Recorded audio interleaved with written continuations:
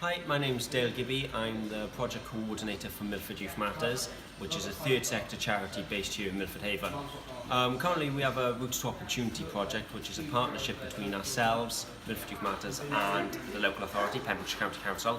And what we provide you is an 8-week vocational learning project for young people who are currently not in education, training and employment. One thing that we have learned, or we didn't really consider in our first project, was the need that young people of living independently and that tenancy management support.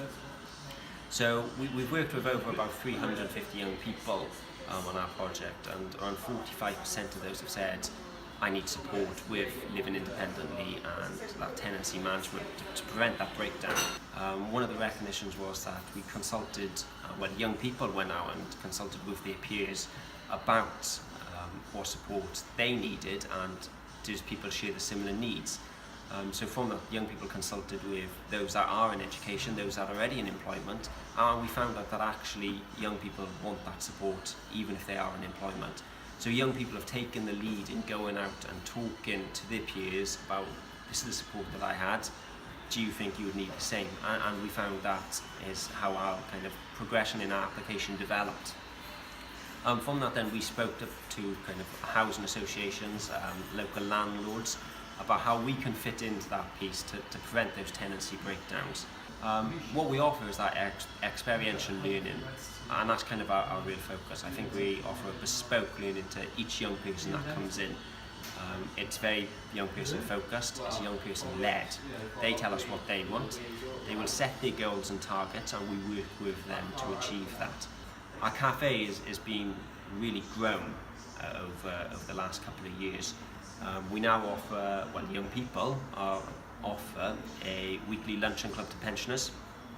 One of the local luncheon clubs closed down, so young people responded by saying, well, we've got a cafe, we can offer this here, why not? And we said, let's give it a go. So now that's a regular in people's diary, where we get up to 20 pensioners each week that come in for a 2-course meal.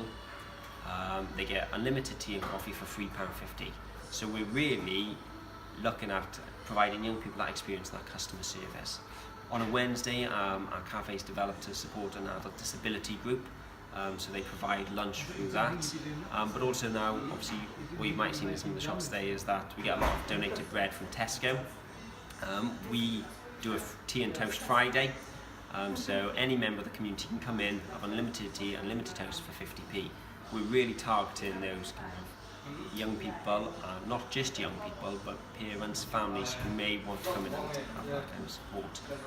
So our existing project has shaped our new project because we've got the foundations, and we know we're down test and we've adjusted, and our systems are working. Young people are responding well to it, the community responds well to it, and young people have helped us shape and evolve our project. And that kind of goes on now to our new project. Young people have been at the forefront of everything that we do.